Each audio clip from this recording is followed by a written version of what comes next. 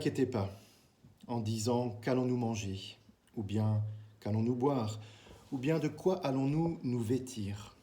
Tout cela, c'est ce que les gens de toutes les nations recherchent sans relâche. Or, votre Père céleste sait que vous en avez besoin. Cherchez d'abord le règne de Dieu et sa justice, et tout cela vous sera donné par surcroît, en plus. Au Moyen-Orient, en raison de toutes les crises et les conflits, beaucoup de gens se retrouvent dans des situations difficiles et même extrêmes, où chaque jour est rempli d'incertitudes et d'insécurité. Les personnes qui sont directement touchées par la guerre ou la grande pauvreté voient leurs existences se résumer à chercher suffisamment de nourriture et d'eau potable pour la journée, et puis des vêtements adaptés au temps qu'il fait, un toit, un abri, et enfin, si nécessaire, des soins médicaux. Quant à ceux qui ne sont pas directement touchés, mais qui se sentent menacés, le poids de la crainte les réduit aussi à un quotidien restreint aux nécessités essentielles.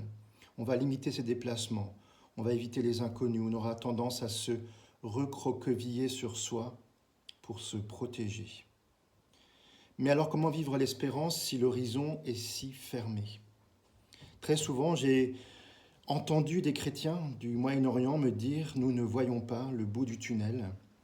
Il n'y a pour l'instant pas de raison valable d'espérer que se présente une solution humaine, politique, économique, sociale. » Mais ce qui nous fait tenir et agir au milieu de l'incertitude, ce n'est pas l'espoir qui vient des hommes, c'est bien plutôt l'espérance que Dieu nous offre.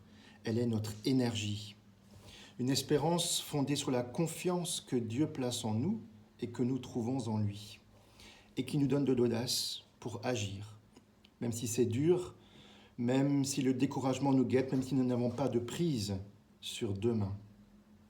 Cherchez d'abord le royaume de Dieu et sa justice au milieu des ruines ou de la peur, c'est oser prendre des risques pour favoriser la vie autour de soi, la vie de mon prochain qui a besoin de ma solidarité et même la vie de mon ennemi qui doit reconnaître notre humanité commune.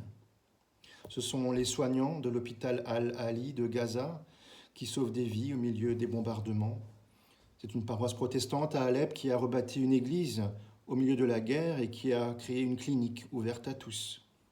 Ce sont tous ceux qui entretiennent envers et contre tout le dialogue entre Israéliens juifs et Arabes palestiniens. Vivre l'espérance au Moyen-Orient, c'est lutter contre la fatalité, c'est marcher en présence du ressuscité et se diriger au-delà du tombeau vers son royaume de paix et de justice.